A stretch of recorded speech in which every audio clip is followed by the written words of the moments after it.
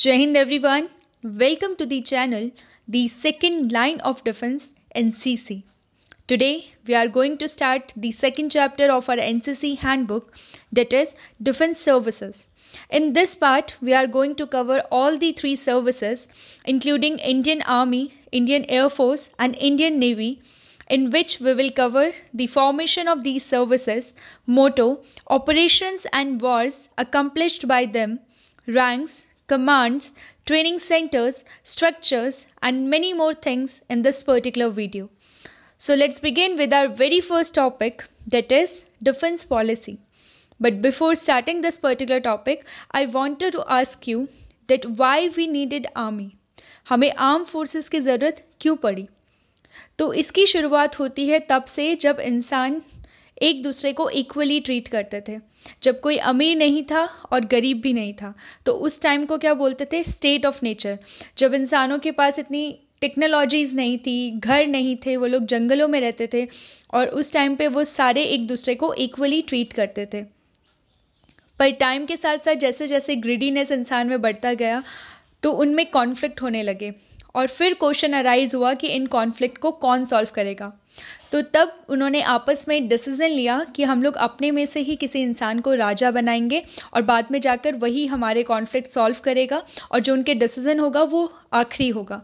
तो यहाँ से हमारा राजा प्रजा का सिस्टम स्टार्ट हो गया और धीरे धीरे जैसे ही राजा की अपनी बाउंड्रीज हुई तो उसको आर्मी की ज़रूरत पड़ने लगी, तो ऐसे आर्मी एग्जिस्टेंस में आई।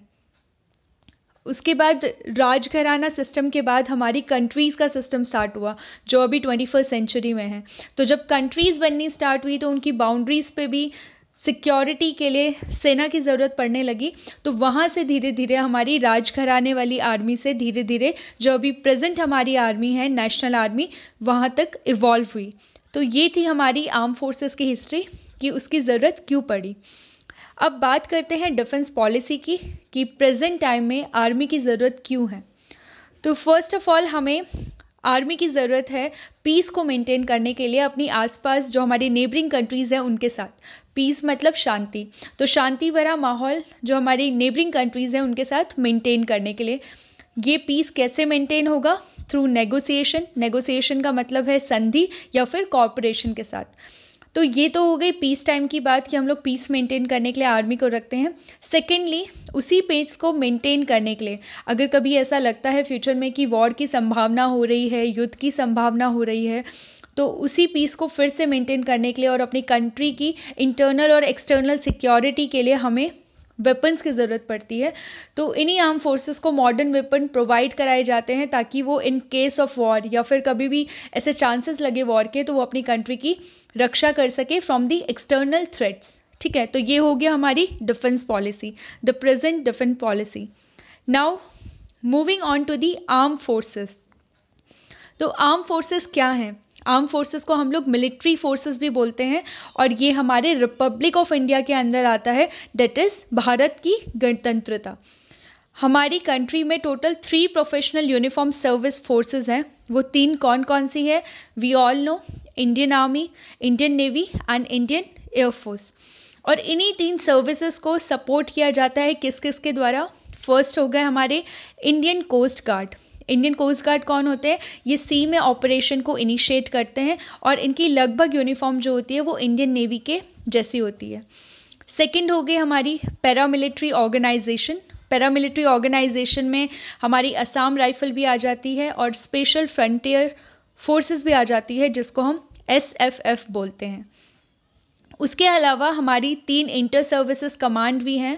वो कौन कौन सी कमांड है? तो पहली है हमारी स्ट्रैटेजिक फोर्सेस कमांड, ठीक है, इसी को हम लोग स्ट्रैटेजिक न्यूक्लियर कमांड भी बोलते हैं।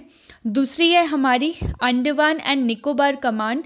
अंडमान एंड निकोबार कमांड कहाँ पे है? उसकी कैपिटल में, डेट इज़ पोर्ट ब्लेयर। तो इसको हम ट्राई सर्विस कमांड भी बोलते हैं या फिर यूनिफाइड कमांड, क्योंकि यहाँ पे Indian navy, army and air force तीनों की कमांड जो है वो एक ही जगह पे है, डेट इज़ यूनिफाइड। और थर्ड है हमारा इंटीग्रेटेड डिफेंस स्टाफ। तो ये 3 हमेशा हमारी हो गई इंटर सर्विसेज कमांड। और उसके अलावा हमारे Indian army, navy and air force को कौन कौन सपोर्ट करता है? That is Indian coast guard and paramilitary organisation. अब हम बात करते हैं कि इंडियन आर्म फोर्सेस के सुप्रीम कमांडर कौन है। तो इंडियन आर्म फोर्सेस के सुप्रीम कमांडर होते हैं president of India, that is Bharat के राष्ट्रपति। तो ये हमारे सुप्रीम कमांडर हैं तीनों फोर्सेस के। फिर क्वेश्चन उठता है कि इसको मैनेज कौन करता है, इसका मैनेजमेंट कौन संभालता है। तो ये होते हैं हमारे MOD, that is ministry of defence. तो मिनिस्ट्री ऑफ डिफेंस हमारी गवर्नमेंट ऑफ इंडिया के अंडर आ जाती है। उसके बाद जो इंडियन आर्मी है या इंडियन आर्म फोर्सेस है वो वर्ल्ड में सेकेंड लार्जेस्ट आर्मी मानी जाती है। क्या है? Second largest military forces. और वर्ल्ड में सबसे लार्जेस्ट वॉलंटियर्ड आर्मी है। वॉलंटियर्ड का मतलब मैंने आपको फर्स्ट वीडियो में भी बताया था, जो स्व इच्छा से किसी सर्विस को या ऑर्गेनाइजेशन को ज्वाइन करते हैं, कोई उनके ऊपर प्रेशर नहीं होता और कंपल्सेशन नहीं होता। तो क्या है? वर्ल्ड की लार्जेस्ट वॉलंटियर्ड आर्मी है। तो आज भी हम लोग वॉलंटियर्ड की बात क्यों कर रहे हैं? क्योंकि हमें लगता है कि हर जगह आर्मी वॉलंटियर्ड ही होती है, ऐसा नहीं है। आज भी ऐसी बहुत सारी कंट्रीज़ हैं जहाँ पे आर्मी को कंपलसरी बना दिया है एक पर्टिकुलर एज ग्रुप के लिए या फिर पर्टिकुलर ईयर्स के लिए, कि 2 साल के लिए, 3 साल के लिए उस कंट्री के मेंस को या वुमेंस को आर्मी ज्वाइन करना कंपलसरी है। तो वो कौन कौन सी कंट्री है? वो है आर्मेनिया एंड ऑस्ट्रिया। तो आर्मेनिया एंड ऑस्ट्रिया को अगर आप जानना चाहते हो इनके बारे में और ज़्यादा, और भी बहुत सारी कंट्रीज़ हैं जहाँ पे आर्मी कंपलसरी है। तो अगर आपको और इसके बारे में पढ़ना है तो आप इंटरनेट पे सर्च कर सकते हो, आपको डिटेल्ड आ जाएगी कि कितने साल के लिए कंपलसरी है, क्या एज ग्रुप है। तो ये हो गया हमारा कि इंडिया क्या है, सबसे लार्जेस्ट वॉलंटियर्ड आर्म फोर्सेस में से एक है। उसके बाद आता है कि इंडिया का जो डिफेंस बजट है, मतलब कितना परसेंटेज हम लोग अपने बजट का डिफेंस फोर्सेस में लगाते हैं, वो है 3rd लार्जेस्ट। तो 3rd लार्जेस्ट डिफेंस बजट है इंडियन आर्म फोर्सेस के लिए। ये तो हो गई 3rd लार्जेस्ट, मगर आपको बताना होगा कि 1st और 2nd नंबर पे कौन कौन सी कंट्रीज़ आती हैं। तो ये आप बताओगे कमेंट बॉक्स में कि अगर 3rd largest defence budget India का है तो 1st और 2nd किसका है। नेक्स्ट है हमारी जो तीनों सर्विसेज हैं उनका फंक्शन होता है उनके हेड क्वार्टर से, अपने ही हेड क्वार्टर से उनको कंट्रोल किया जाता है। और उनके हेड कौन होते हैं? हमारे तीनों सर्विसेज के चीफ, ठीक है, chief of all the 3 services. तो अब ये भी आप मुझे कमेंट बॉक्स में बताओगे कि तीनों सर्विसेज के हमारे प्रेजेंट चीफ कौन है, ठीक है। Army chief, air force cheap and navy chief, तीनों सर्विसेज के चीफ कौन कौन से हैं। नेक्स्ट, हमने रिसेंटली ही आर्म फोर्सेस फ्लैग डे मनाया था। तो आर्म फोर्सेस फ्लैग डे में क्या होता है कि कलेक्ट किया जाता है मनी, किसके लिए? डिफेंस वेलफेयर के लिए। आर्मी के जो पर्सनल है उनके वेलफेयर के लिए वो मनी कलेक्ट किया जाता है। तो ये हमने रिसेंटली मनाया था। कब मनाया था? दैट इज़ 7 दिसंबर। तो आर्म फोर्सेस फ्लैग डे हम लोग डेली मनाते हैं 7 दिसंबर से। और ये स्टार्ट कब से हुआ था, मतलब कब से हमने मनाना शुरू किया था? तो ये था 1949। तो from 1949 onwards we have started celebrating the arm forces flag day, ठीक है। So this was all about the arm forces. Now moving on to the Indian army. मैंने आपको बताया कि आर्म फोर्सेस में 3 डिविजन्स है हमारे, that is Indian army, Indian navy and Indian air force. तो उसका पहला डिवीजन है इंडियन आर्मी। तो इसके बारे में पढ़ते हैं। इंडियन आर्मी हमारी लैंड बेस्ड ब्रांच है। लैंड बेस्ड ब्रांच मतलब कि वो भूस्थल से अपने देश की रक्षा करती है, ठीक है। सेकंड है हमारी कि ये हमारा लार्जेस्ट कंपोनेंट है आर्म फोर्सेस का। लार्जेस्ट कंपोनेंट मतलब आर्म फोर्सेस में जितनी भी स्ट्रेंथ है, सबसे ज़्यादा स्ट्रेंथ है हमारी इंडियन आर्मी की। तो ये लार्जेस्ट कंपोनेंट है। उसके बाद सुप्रीम कमांडर कौन है इंडियन आर्मी के, या फिर जिनको हम नॉमिनल हेड भी बोल सकते हैं। तो वो मैंने आपको पहले भी बताया कि वो कौन होते हैं? President of India, that is Bharat के राष्ट्रपति इंडियन आर्मी के सुप्रीम कमांडर हैं। और जो एक्चुअल या फिर जिनको प्रोफेशनल हेड भी बोलते हो वो कौन है हमारे? वो है चीफ ऑफ आर्मी स्टाफ। तो प्रोफेशनल हेड क्यों बोलते हैं? क्योंकि वो उसी प्रोफेशन से रिलेट करते हैं, ठीक है। तो वो आर्मी के ही होते हैं, आर्मी से ही उनको, आर्मी में से ही किसी को बनाया जाता है। तो वो कौन है? हमारे चीफ ऑफ आर्मी स्टाफ। और चीफ ऑफ आर्मी स्टाफ की रैंक कौन सी होती है? उनकी रैंक होती है जनरल, और जनरल 4 स्टार रैंक है। तो जनरल रैंक कौन सी है? 4 स्टार। तो ये भी आप मुझे कमेंट बॉक्स में बताओगे कि अभी प्रेजेंट हमारे army chief that is COAS कौन है, ठीक है।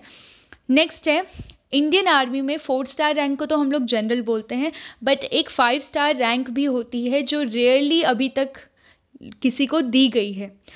तो आपको पता ही होगा कि इंडियन आर्मी में सिर्फ अभी तक 2 ऑफिसर्स हैं जिनको 5 स्टार रैंक दी गई है।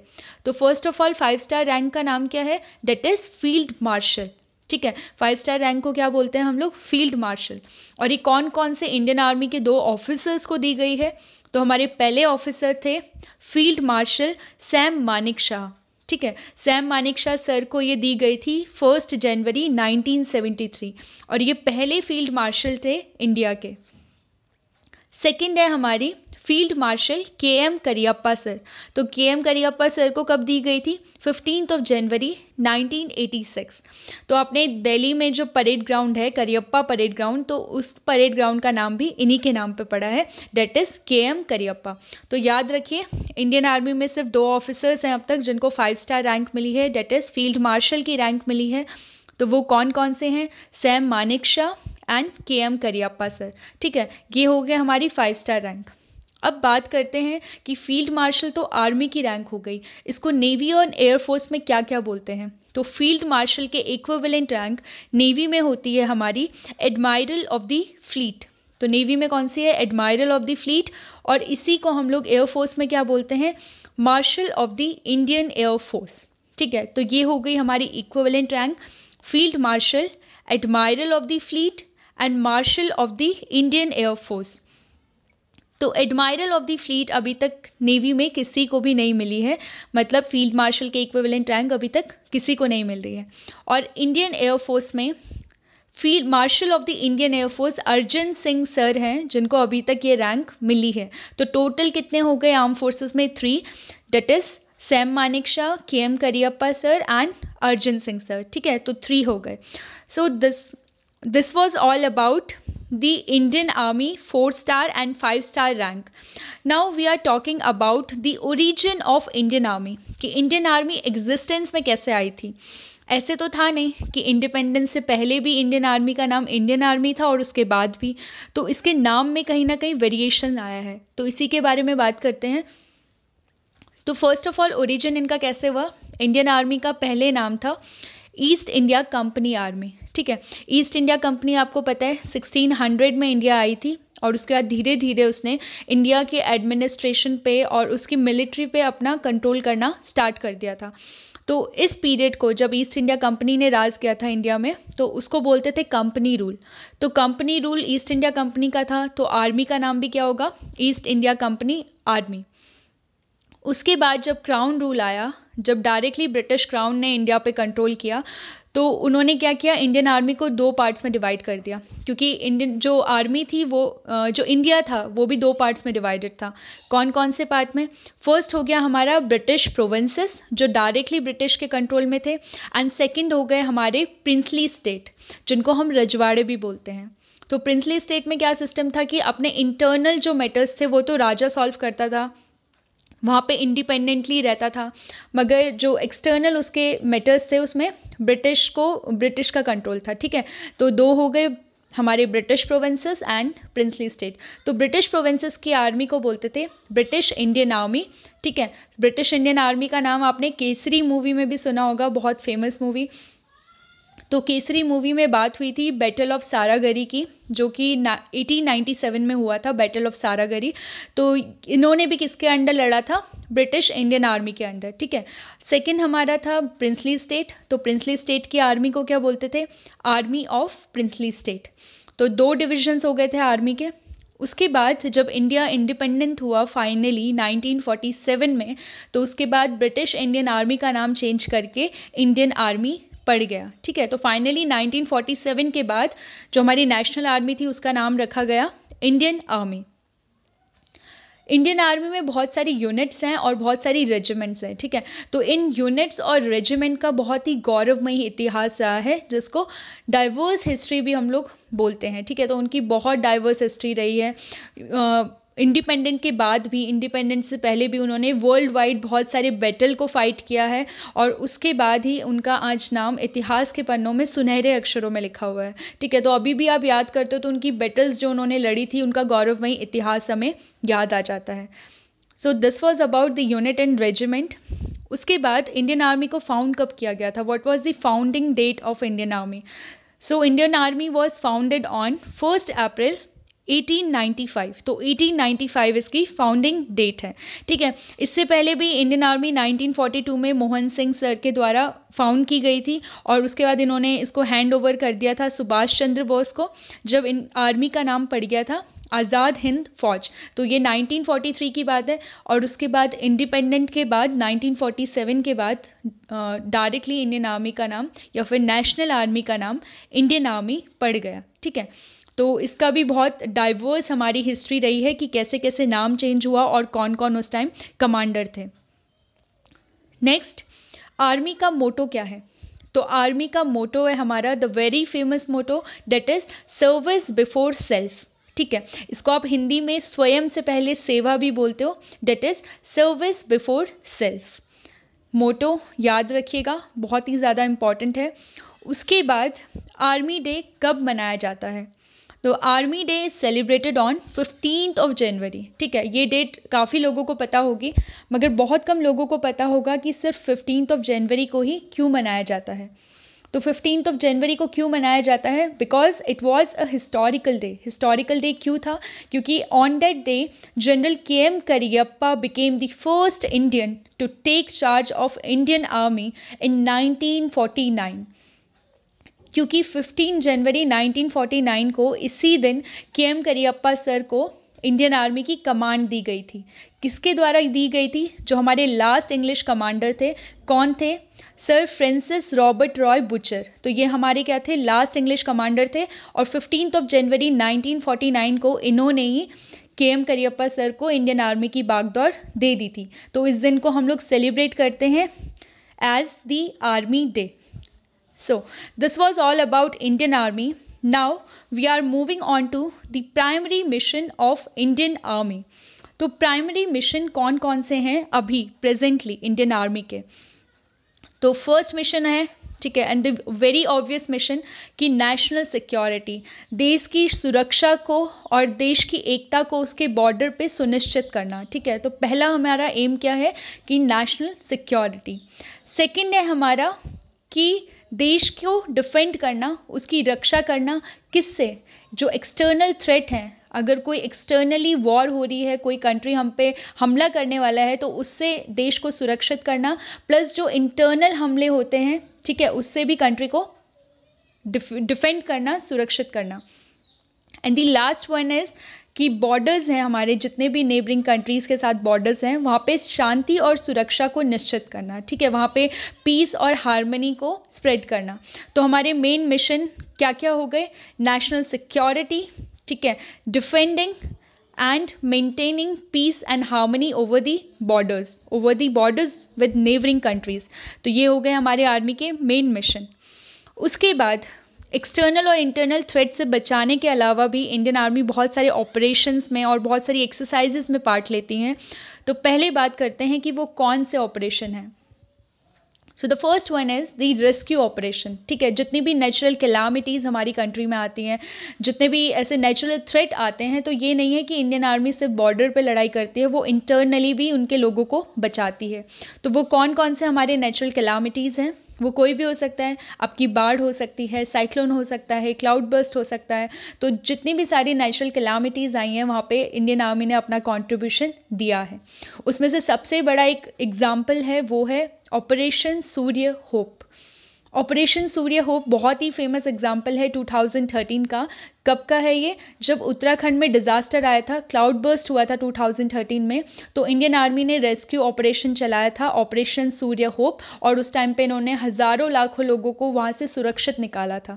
ठीक है, so this was the rescue operation by Indian army. और भी कई सारे हैं, बट ऑपरेशन सूर्य होप बहुत ज़्यादा फेमस है और रिसेंट भी है. The next is Indian army ने 5 मेजर वॉर लड़ी हैं अपनी नेबरिंग कंट्रीज़ के साथ. तो वो 5 मेजर वॉर में से 4 मेजर वॉर तो हमने पाकिस्तान के साथ लड़ी है एंड 1 मेजर वॉर चाइना के साथ. तो इन्हीं वॉर्स के बारे में हम लोग डिटेल्ड में पढ़ेंगे इन माय नेक्स्ट वीडियो. तब तक मैं आपको बता देती हूँ कि हमने कब कब ये वॉर्स लड़ी थी. तो पाकिस्तान के साथ हमने 1947, 1965, 1971 और 1999 की the most famous Kargil war, ये चारों मेजर वॉर हमने लड़ी थी। उसके बाद चाइना के साथ अब तक जो मेजर वॉर रही है वो 1962 की थी। 1962 की कौन सी वाली? सिनो इंडिया वॉर। ठीक है, तो इन पांचों वॉर्स के बारे में हम लोग हमारी नेक्स्ट वीडियो में पढ़ेंगे। अभी आप सिर्फ डेट और ईयर याद रखिए कि कब कब इसको लड़ा गया था। The next is major operations. Indian army ने कौन कौन से अभी तक मेजर ऑपरेशंस चलाए हैं? तो फर्स्ट है हमारा ऑपरेशन विजय, जो 1999 में चलाया गया था कारगिल युद्ध के दौरान। उसके बाद ऑपरेशन मेघदूत। ऑपरेशन मेघदूत कब था? ये कश्मीर में सियाचिन है उस पर कंट्रोल पाने के लिए ऑपरेशन मेघदूत चलाया गया था। And the last is operation cactus. Operation cactus 1988 में चलाया था इंडियन आर्मी ने, और ये किसके लिए चलाया था? जो मालदीव्स थी उसके सिक्योरिटी को और उसके प्रोटेक्शन को इंश्योर करने के लिए। ठीक है, नेबरिंग जो कंट्रीज़ हैं उनकी सिक्योरिटी को इंश्योर करने के लिए। तो ये तो 3 एग्जाम्पल हो गए, ऐसे बहुत सारे ऑपरेशंस हैं और तो इनके बारे में भी हम लोग डिटेल में पढ़ेंगे इन माय नेक्स्ट वीडियो। अभी ये सिर्फ आपके 3 एग्जाम्पल्स हो गए। ठीक है, so this was all about the major exercises and major operation जिसका इंडियन आर्मी पार्ट रही है। मगर इसके अलावा वॉर्स एंड ऑपरेशन के अलावा ऐसे बहुत सारी पीस टाइम एक्सरसाइजेज और पीस कीपिंग मिशंस भी हैं जिसमें Indian army time to time participate करती रही है। तो सबसे पहले बात करते हैं पीस टाइम एक्सरसाइज की।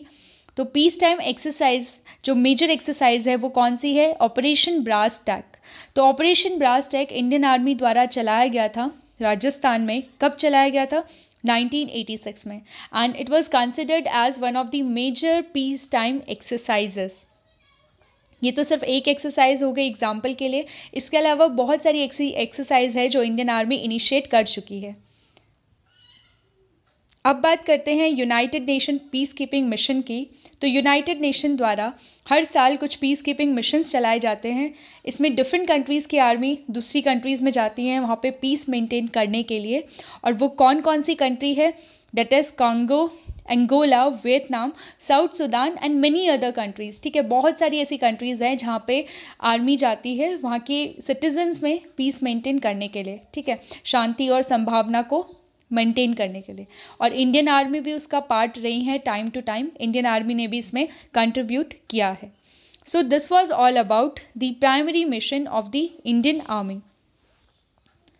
तो अभी हम लोगों ने पढ़ा मिशन, ऑपरेशन और एक्सरसाइजेज जिसका भी इंडियन आर्मी पार्ट थी। पर अब बात करते हैं हम लोग उन कमांड्स की जहाँ से इंडियन आर्मी इंटरनली कंट्रोल होती हैं। तो now we are talking about the Indian army commands. तो Indian army commands basically 7 commands में डिवाइडेड है। And this portion is very important by your BNC certificate point of view as well as your competitive examination point of view, क्योंकि directly पूछा जा सकता है कि western command कौन सी है, सदर्न कमांड कौन सी है, नॉर्दर्न कौन सी है। तो यू शुड नो। तो इन कमांड्स को ध्यान से पढ़िएगा। The very first is the eastern command. तो ये जो सारी कमांड्स हैं जो भी इसमें ईस्ट वेस्ट नॉर्थ साउथ है डायरेक्शंस हैं, तो इससे आपको स्टेट का आइडिया लग जाएगा कि कौन सा स्टेट में हो सकती है। So the first is eastern command. Eastern command obviously east side किसी स्टेट में होगी। तो कहाँ पे है? वेस्ट बंगाल। वेस्ट बंगाल हमारा ईस्ट में है। एंड कहाँ पे है वेस्ट बंगाल में? कोलकाता में। Then central command is in Lucknow, Uttar Pradesh. Northern command कहाँ पे है? सबसे हमारा north most state Jammu and Kashmir. तो नॉर्दर्न कमांड कहाँ पे है? Udhampur, Jammu and Kashmir. Then south west command कहाँ पे है? किसी साउथ वेस्ट स्टेट में ही होगा। तो वो स्टेट कौन सा है? That is Rajasthan. राजस्थान में कहाँ है? जयपुर में। Then western command. Western command में बहुत सारे लोग कंफ्यूज हो जाते हैं। कुछ बच्चे बोलते हैं कि चंडीगढ़ में है, बट वेस्टर्न कमांड इज़ इन चंडी मंदिर, हरियाणा। वो चंडीगढ़ नहीं है, it is Chandi Mandir, Haryana. And last one is army training command. तो हमारी आर्मी ट्रेनिंग कमांड कहाँ पे है? That is in Shimla, Himachal Pradesh. So this was all about the 7 commands. आप इनके नाम याद रखो, it is very very. Now moving on to the next topic, that is organisation of the Indian army.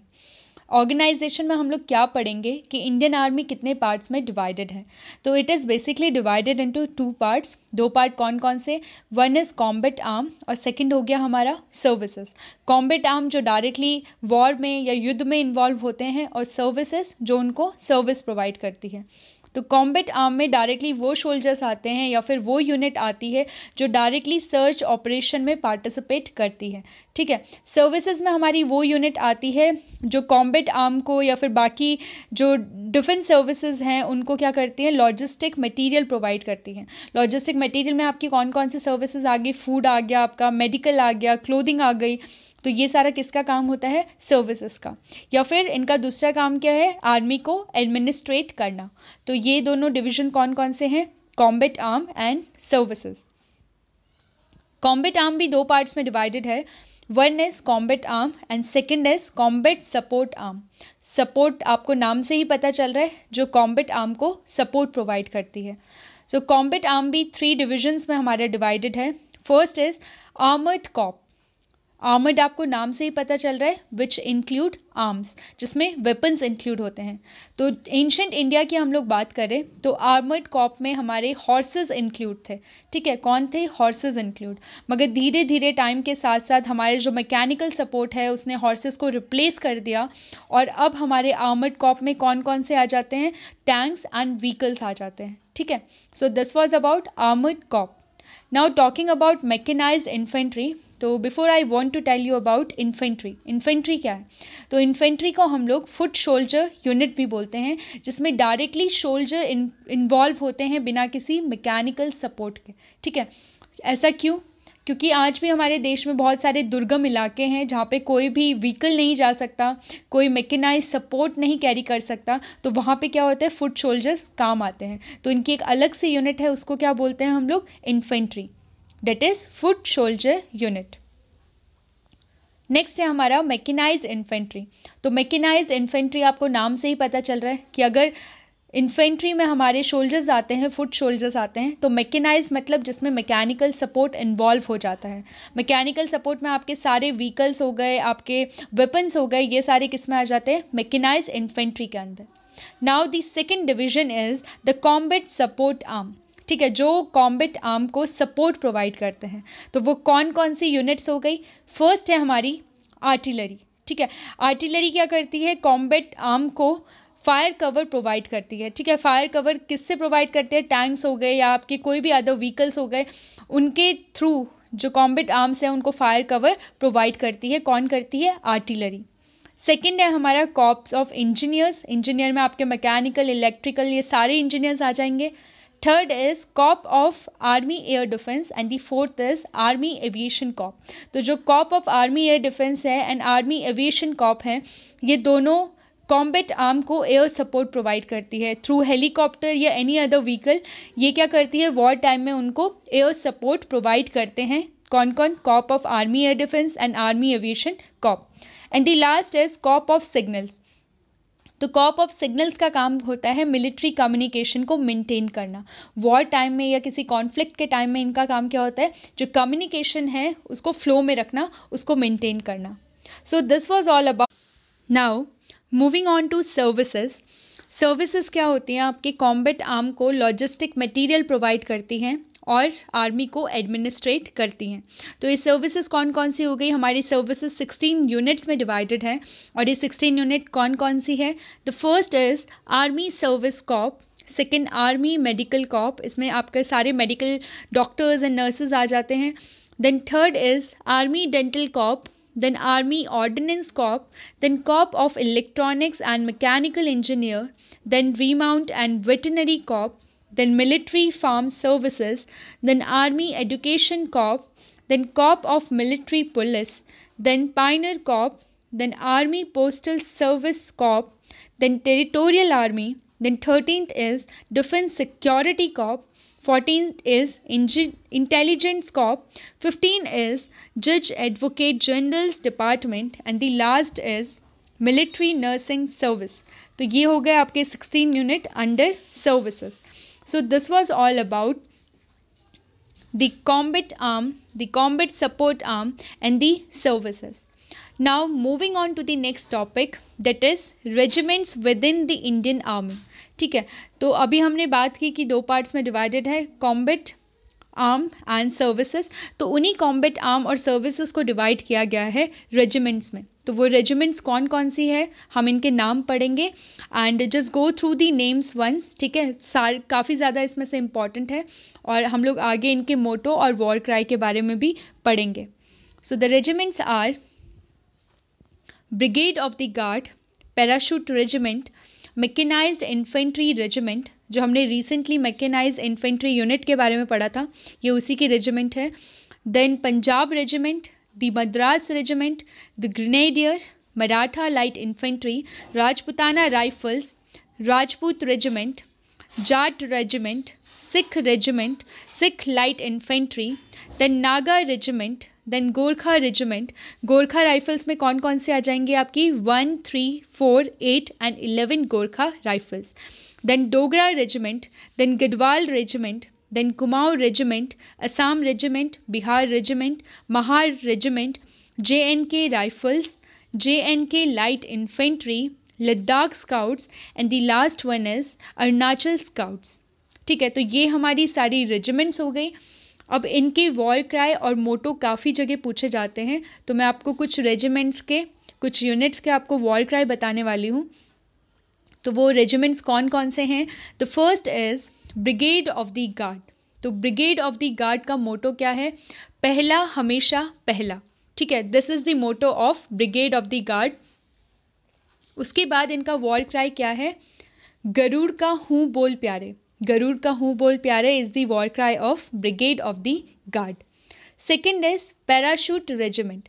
Parachute regiment का motto क्या है? शत्रु जीत। ठीक है, and the war cry is बलिदान परम धर्मा। बलिदान परम धर्मा is the war cry of parachute regiment. The next is Bihar regiment. Bihar regiment का मोटो क्या है? कर्म ही धर्म है। ठीक है, and the war cry is जय Bajrang Bali. Fourth is Rajputana regiment. Rajputana regiment का मोटो क्या है? सर्वत्र विजय, and the war cry is बोल बजरंग बली की जय। Fifth is Kumaon regiment. Kumaon regiment का मोटो क्या है? पराक्रमो विजयते, and the war cry is कालका माता की जय। And the last is Garhwal regiment. Garhwal regiment का मोटो क्या है? युद्ध कृत निश्चय, date is fight with determination, and the war cry is Badri Vishal की जय। So these were some of the examples with motto and war cry of certain regiments. मगर अगर आपको सारे regiments के war cry and motto पढ़ने हैं, then Google it once and just go through them. ठीक है, बहुत इंपॉर्टेंट है। आपके कभी भी किसी भी रेजिमेंट का पूछा जाता है, specially brigade of the guard और आपके जो इनिशियल रेजिमेंट्स हैं, parachute regiment, brigade of the guard, इनका डेफिनेटली पूछा जाता है। So this was all about regiment. Now moving on to the internal structure of Indian army. ठीक है, इसका जो ऑर्गेनाइजेशनल स्ट्रक्चर है हम उसकी बात करेंगे कि इंडियन आर्मी के अंदर, कमांड्स के अंदर कौन कौन सी और चीज़ें आती हैं। तो एक बार मैं आपको ओरली बता देती हूँ कि फर्स्ट जो हमारा आता है डेट इज़ कमांड। कमांड के बाद आपके कॉर्प्स आते हैं, then division, then brigade, then battalion, then company, then platoon, and the smallest unit is section.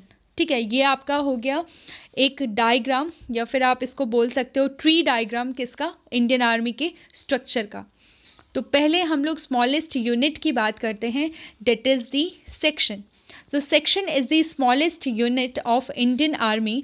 ठीक है, इसमें क्या होता है? 10 से लेकर 12 सोल्जर्स होते हैं, 10 से 12 सोल्जर्स होते हैं, और इसको कमांड कौन करता है? एक नॉन कमीशन्ड ऑफिसर, जिनकी रैंक हवलदार होती है, या फिर हम उसको इंग्लिश में बोलते हैं sergeant. So this was about section. Now moving on to platoon. 4 section से मिलकर एक प्लाटून बनता है। ठीक है, प्लाटून को हेड कौन करता है? कैप्टन या फिर लेफ्टिनेंट रैंक के ऑफिसर, और कभी कभी इसको सूबेदार भी कमांड कर सकते हैं या हेड कर सकते हैं। वो डिपेंड करता है कि आपकी यूनिट में कमांडिंग या फिर कमीशन्ड ऑफिसर कितने हैं। और प्लाटून की स्ट्रेंथ क्या होती है? That is 32 troops. तो 32 सोल्जर्स से मिलके बनता है एक platoon. Next is company. Company 4 platoon से मिलकर आपकी एक कंपनी बनती है एंड कंपनी के जो हेड होते हैं उनको क्या बोलते हैं, company commander. So it is very simple. Company को हेड कौन करता है, कंपनी कमांडर. उनकी रैंक क्या होती है, मेजर या फिर कैप्टन. और इसमें 120 सोल्जर्स होते हैं किसमें, कंपनी में. The next is battalion. आपके बटालियन के चीफ होते हैं कर्नल सर, और ये इन्फेंट्री की मेन फाइटिंग यूनिट है. ठीक है, सबसे मेन फाइटिंग यूनिट कौन सी होती है, battalion.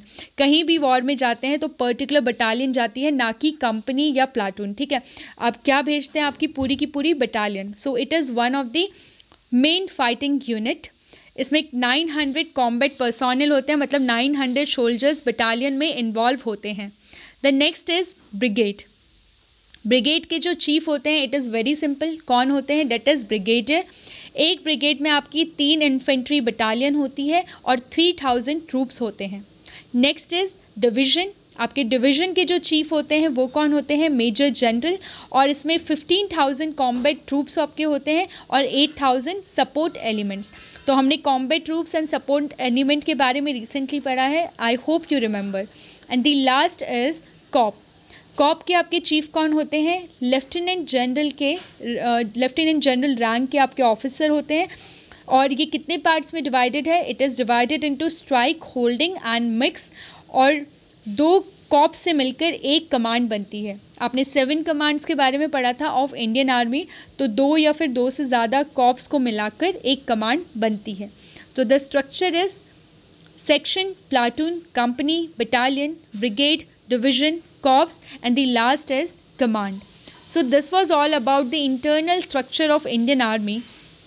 Now moving on to the military training centers.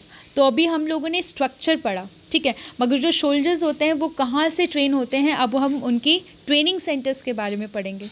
तो इंडिया में बहुत सारे ट्रेनिंग सेंटर्स हैं, मगर इसमें मैंने सिर्फ 14 मेन सेंटर्स को मेंशन किया है.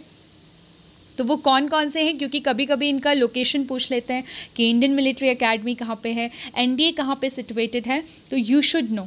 ठीक है, तो ये 14 कौन कौन से हैं, मैं इनको रीड आउट करने जा रही हूँ, तो आप ध्यान से पढ़िए. और जो बाकी आपकी मिलिट्री ट्रेनिंग सेंटर्स हैं उनको भी एक बार रीड कर लीजिए. So the very first is Rashtriya Indian military college, RIMC. ये कहाँ पे सिचुएटेड है, that is Dehradun. Then army cadet corps, ACC कहाँ पे है, Dehradun. Then Indian military academy, that is also known as IMA, वो कहाँ पे है, देहरादून.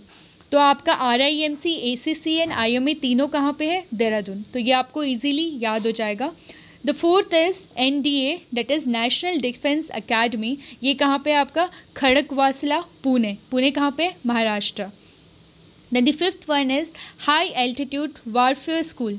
ये क्या है, HAWS, that is in Gulmohar. Then आपका है नेशनल डिफेंस कॉलेज NDC, ये कहाँ पे है, न्यू दिल्ली में. देन आपका OTA ऑफिसर ट्रेनिंग एकेडमी, ये कहाँ पे है, चेन्नई में. Then counter insurgency and jungle warfare school, ये कहाँ पे है, वेरिंग, मिजोरम में. Then college of defence management, it is in Secunderabad. Then college of combat और आर्मी वार्ड कॉलेज, ये कहाँ पे है, Mhow, Madhya Pradesh. Then army school of physical training, that is ASPT, it is situated in Pune.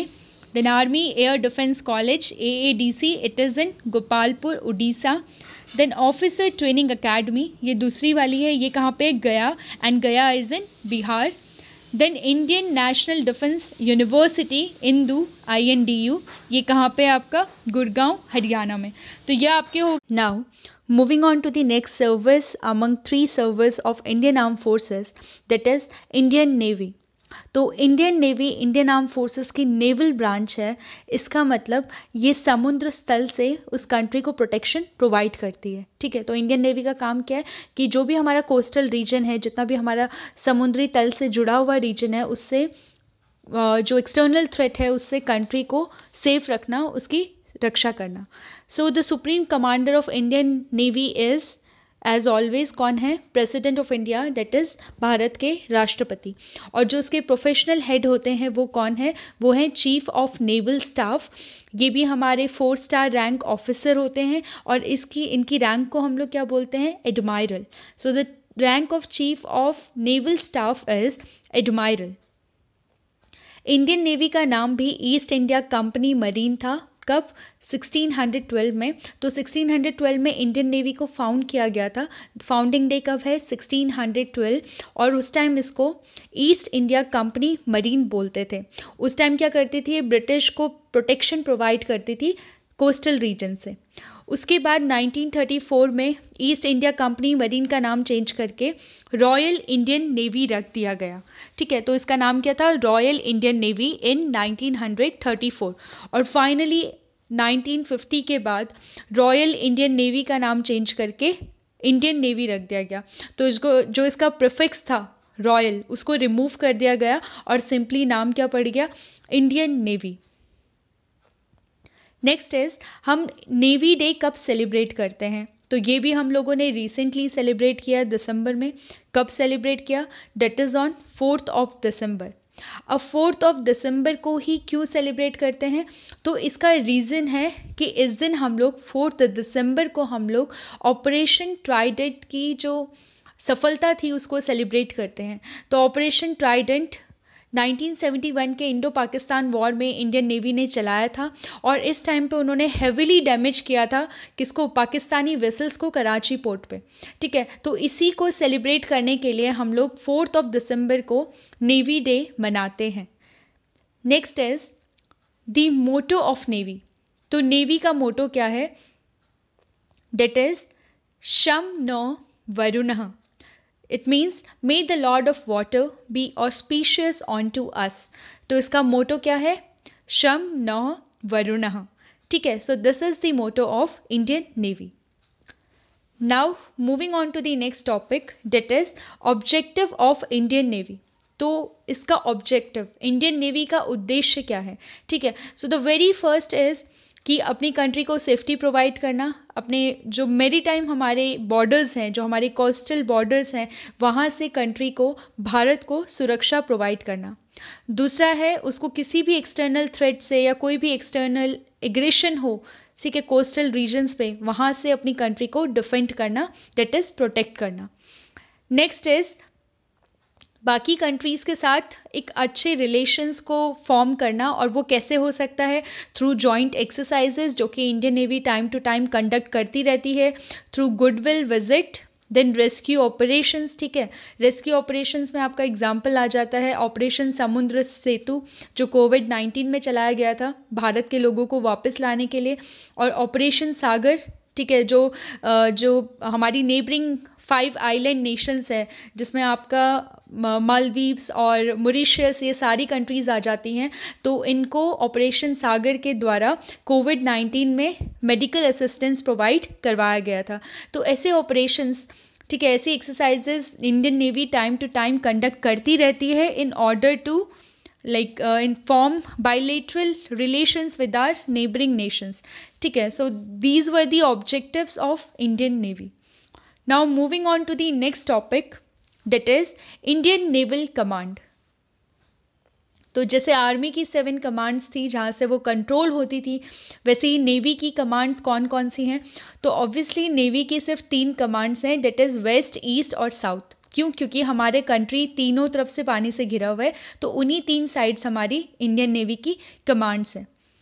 इसको कमांड कौन करते हैं? तो इन सारी कमांड्स को कमांड किया जाता है flag officer commanding in chief. ठीक है, तो कौन है commanding in chief? In commands को कंट्रोल करते हैं, ऑपरेट करते हैं।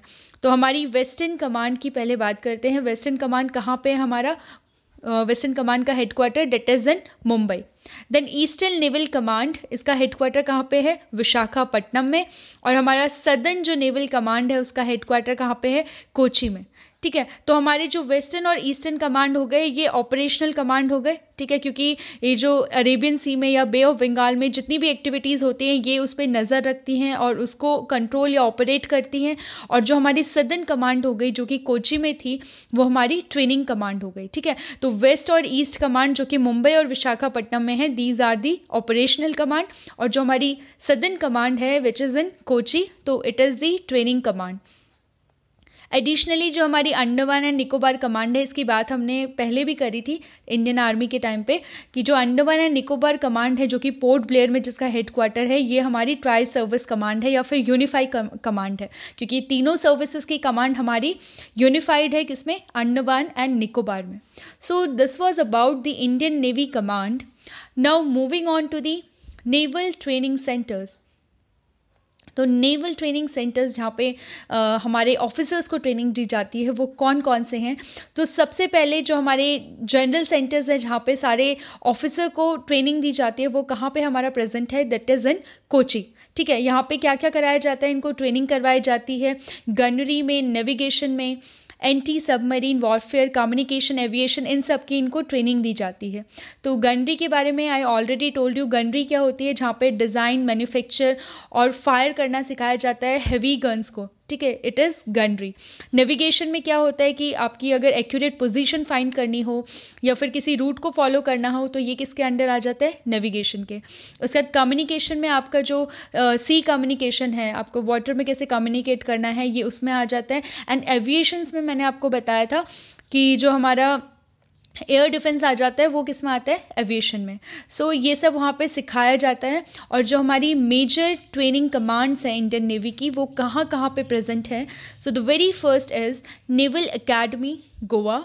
The second is INS Chilka, ये कहाँ पे, उड़ीसा, आपने चिल्का लेक भी सुना होगा. Then third is INS Shivaji, that is in Lonavala, और लोनावाला कहाँ पे, इट इज़ इन महाराष्ट्र.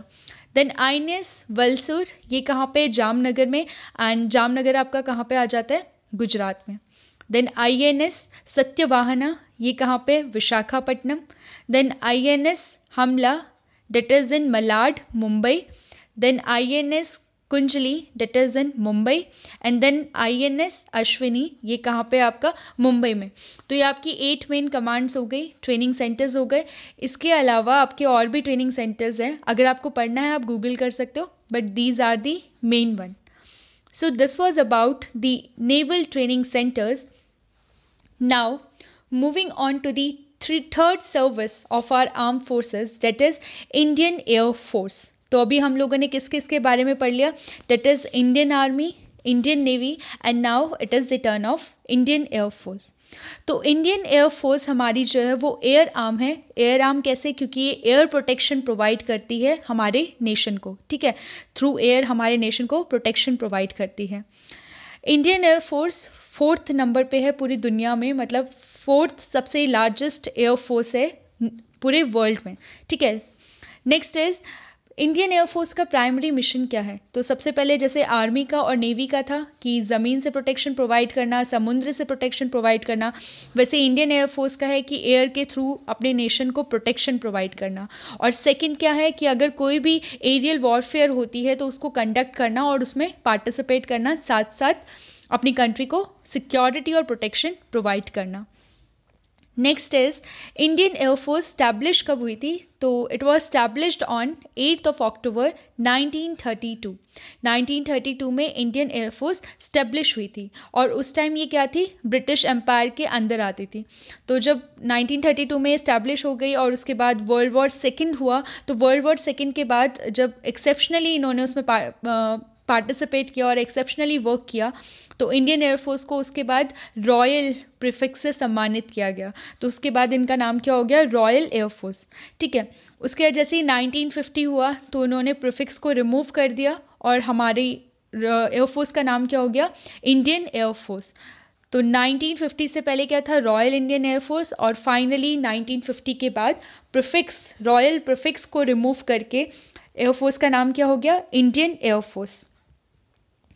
जैसे आर्मी ने 5 मेजर वॉर्स अभी तक लड़ी हैं, वैसे ही इंडियन एयरफोर्स ने भी लड़ी है. तो वो 5 मेजर वॉर कौन कौन सी हैं, तो 4 तो हमारी पाकिस्तान के साथ हो गई, विच I already told you.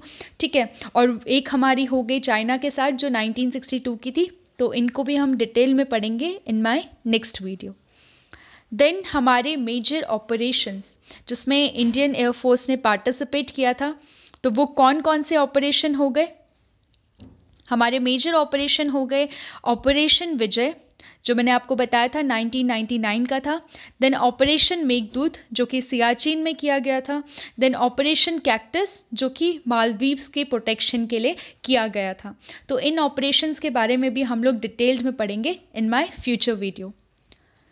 Then हमारे सुप्रीम कमांडर इंडियन एयरफोर्स के कौन होते हैं? जैसे आर्मी के और नेवी के थे वैसी एयरफोर्स के भी कौन है? President of India, that is Bharat के राष्ट्रपति।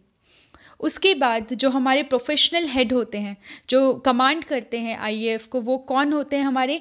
That is chief of air staff. तो चीफ ऑफ एयर स्टाफ हमारे ये भी हमारे 4 स्टार रैंक होल्डर हैं और इस रैंक को हम लोग क्या बोलते हैं? Air chief martial.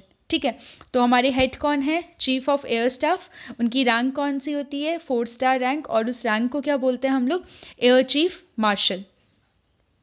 नेक्स्ट मैंने आपको बताया था कि मार्शल ऑफ द एयरफोर्स या फिर martial of the Indian air force अभी तक सिर्फ एक ऑफिसर को मिली है और वो कौन से हैं? हमारे अर्जुन सिंह। ठीक है, तो अभी तक हमारे सिर्फ फील्ड मार्शल की रैंक 2 आर्मी ऑफिसर्स को मिली है।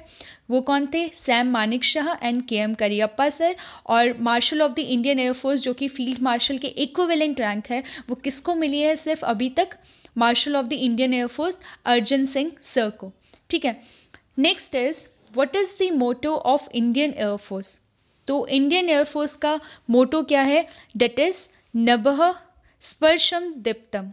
It means touch the sky with glory. तो मोटो क्या है? Touch the sky with glory, that is नभः स्पर्शम दीप्तम। So this is the motto of Indian air force. Now moving on to the commands of Indian air force. तो Indian air force की mainly 7 commands हैं like Indian army, मगर इसके 5 जो हैं वो ऑपरेशनल कमांड है और 2 है फंक्शनल कमांड। ठीक है, ऑपरेशन कमांड से क्या होता है? मिलिट्री ऑपरेशन को कंडक्ट करवाया जाता है, और जो 2 हमारे फंक्शनल कमांड है वो टास्क फोर्सेस को रेडी करती हैं किसके लिए? ऑपरेशंस के लिए। तो जो हमारे सारे कमांड हैं उसको हेड कौन करते हैं हमारे? वो होते हैं air officer commanding in chief. तो सारे कमांड्स को जो हेड करते हैं वो कौन है? Air officer commanding in chief, जिनको शॉर्टकट में AOC इन सी भी बोलते हैं। और इनकी रैंक कौन सी होती है? इनकी रैंक होती है एयर मार्शल की। ठीक है, तो इंडियन एयरफोर्स की सबसे पहले बात करते हैं ऑपरेशनल कमांड की। तो ऑपरेशनल कमांड्स कितनी हैं? 5 हैं। कहाँ कहाँ पे हैं? आइए पढ़ते हैं। तो the first is central air command. Central air command कहाँ पे है? दैट इज़ इन प्रयागराज। तो प्रयागराज को पहले हम इलाहाबाद भी बोलते थे, उसके बाद इसका नाम चेंज हो गया, तो Prayagraj is in Uttar Pradesh. The second is eastern air command. Eastern air command कहाँ पे है? It is in Shillong, Meghalaya. Then western air command. Western air command is in new Delhi. Southern air command. Southern air command is in Thiruvananthapuram, that is in Kerala. Then last is south western air command. South western air command कहाँ पे है? It is in Gandhinagar, Gujarat. So these 5 are the operational command of Indian air force. इसके अलावा 2 हैं हमारी functional command. तो functional command कौन कौन सी है? The very first is training command. Training command is in Bengaluru, Karnataka. And the second is maintenance command. It is in Nagpur, Maharashtra. तो आपकी ये 7 कमांड्स में इंपॉर्टेंट हो जाती है। मैंने आपको मैप में भी शो किया है नीचे, तो एक बार देख लीजिए and just go through it again. ठीक है, आपको याद हो जाएगा easily. So the next topic is structure of Indian air force. तो जैसे हमने आर्मी के स्ट्रक्चर की बात की थी कि वो कमांड्स में डिवाइडेड है, उसके बाद हम लोगों ने प्लाटून पढ़े थे, तो ऐसी ही स्ट्रक्चर इंडियन एयरफोर्स का भी है। तो इंडियन एयरफोर्स का स्ट्रक्चर क्या है? सबसे पहले आता है हमारा कमांड। कमांड के बाद आती है हमारी विंग्स, देन आता है हमारा स्क्वाड्रन, देन आते हैं हमारी फ्लाइट्स। तो हमारी जो स्मॉलेस्ट यूनिट है वो कौन सी है? फ्लाइट। सबसे पहले बात करते हैं विंग्स के बारे में। तो जो विंग्स है हमारी, जो कमांड के बाद आती है, ठीक है, तो विंग्स हमारा इंटरमीडिएट है, बीच में है किस किस के? कमांड्स के और स्क्वाड्रन के।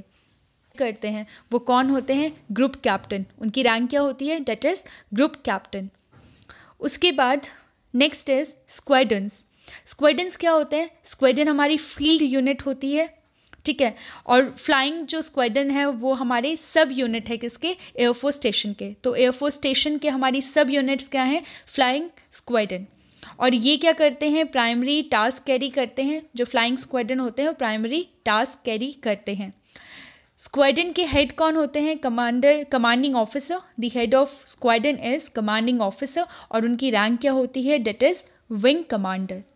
ठीक है, और कुछ कुछ स्क्वाड्रन होते हैं जो हेड किए जाते हैं ग्रुप कैप्टन के द्वारा भी, तो इट डिपेंड्स कि उनको विंग कमांडर हेड कर रहे हैं या फिर ग्रुप कैप्टन।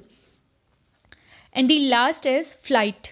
ठीक है, फ्लाइट क्या है, सब डिवीजन है किसका, स्क्वाड्रन का, और इसको जो कमांड करते हैं वो कौन है, स्क्वाड्रन लीडर। तो जो ऑफिसर्स को कमांड करते हैं the rank is squadron leader. और ये 3 ब्रांचेस में हमारा डिवाइडेड है। ब्रांचेस कौन कौन सी है, first is flying branch, then technical branch and the last is ground branch.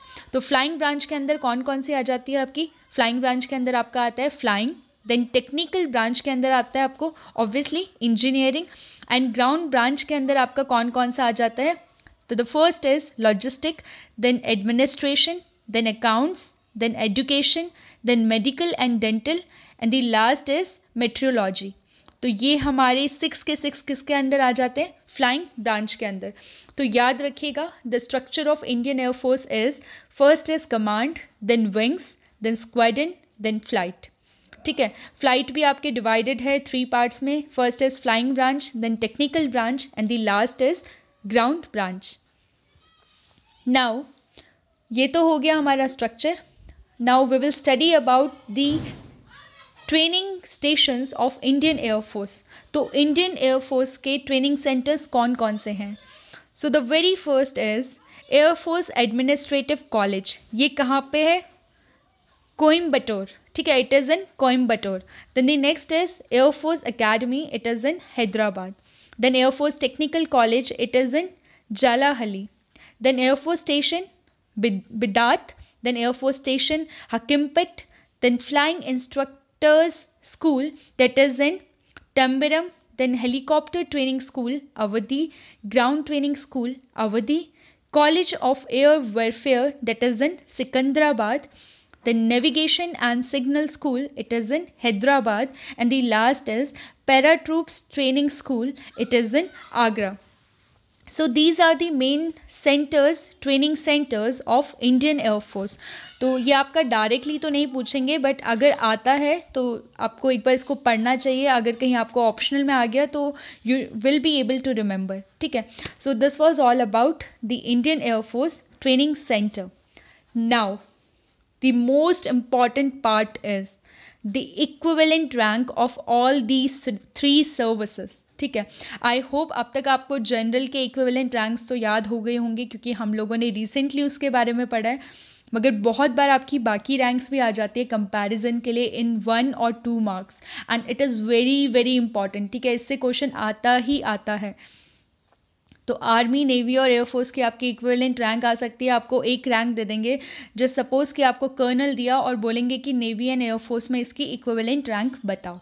ठीक है, तो आप इस चार्ट को होल हार्टेडली इसको याद कर लीजिए, it is very very important. तो एक बार मैं रीड कर रही हूँ, फिर भी आपको इसको याद तो करना ही है, तो आप वीडियो को पॉज कीजिएगा and just go through it once. आप 1-2 बार पढ़ोगे, you will be able to remember this. ठीक है, so the very first rank is general. General के इक्विवेलेंट होता है admiral, then air chief marshal. ये किस में है, इंडियन एयरफोर्स में।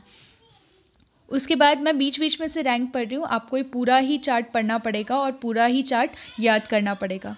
नेक्स्ट इज, अगर मैं मेजर रैंक लेती हूँ तो नेवी में मेजर के इक्विवेलेंट कौन सी है, लेफ्टिनेंट कमांडर, और एयरफोर्स में कौन है इसके equivalent, that is squadron leader. Similarly अगर मैं लेफ्टिनेंट रैंक लेती हूँ तो नेवी में इक्विवेलेंट रैंक कौन सी है, दैट इज सब लेफ्टिनेंट, और एयरफोर्स में आपकी इक्विवेलेंट रैंक कौन सी है, दैट इज फ्लाइंग ऑफिसर। तो ये रैंक्स तो आपको याद करनी ही पड़ेगी। ठीक है, ये हो गई आपकी कमीशन रैंक, जो कमीशनड ऑफिसर की रैंक होती है, मगर कई बार नॉन कमीशनड ऑफिसर की रैंक भी पूछ लेते हैं। ज़्यादा इंपॉर्टेंट है ये वाला, बट हम लोग एक बार नॉन कमीशनड ऑफिसर को भी देख लेते हैं। सो नॉन कमीशनड ऑफिसर या फिर जिनको जूनियर कमीशनड ऑफिसर भी बोलते हैं, उनके इक्विवेलेंट रैंक इस चार्ट में है। तो just pause the video and go through it once. ठीक है, आप 1-2 बार पढ़ोगे, आपको याद हो जाएगा।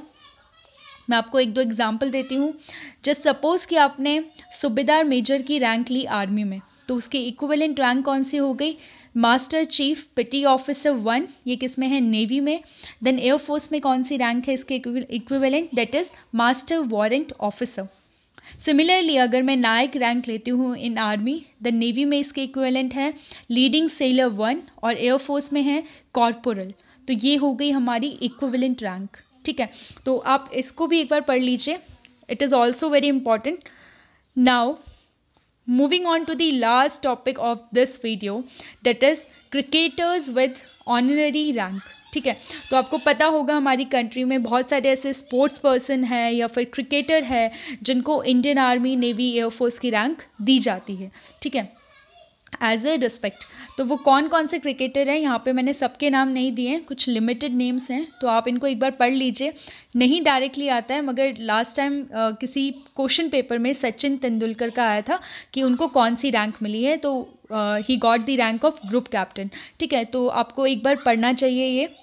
तो मैं एक दो रीड आउट करती हूँ, बाकी just pause the video and go through it once. ठीक है, तो the first is CK Naidu. इनको मिली थी रैंक 1895 से 1967 में, और कौन सी रैंक मिली थी? कर्नल की।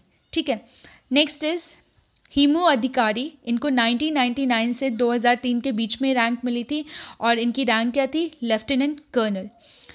ऐसे ही हमारे हो गए सचिन तेंदुलकर, इनको क्या रैंक मिली थी? ग्रुप कैप्टन की। And similarly Mahendra Singh Dhoni, the former Indian captain, तो इनको कौन सी रैंक मिली थी? लेफ्टिनेंट कर्नल की। और कहाँ पे मिली थी? That is in territorial army. तो इसी प्रकार आपको सारी रैंक्स पढ़नी है, it is also very important. So this was all about our video, our first video of defense services, and I will be continuing this chapter in my next 2 videos, in which we will study about the major wars, ठीक है, with Pakistan and China, and also about the major officers and about their contribution. So this was all about the video. If you like the video, please share it among your maximum NCC mates, and do hit the like button with subscribe button for future notification. जय हिंद।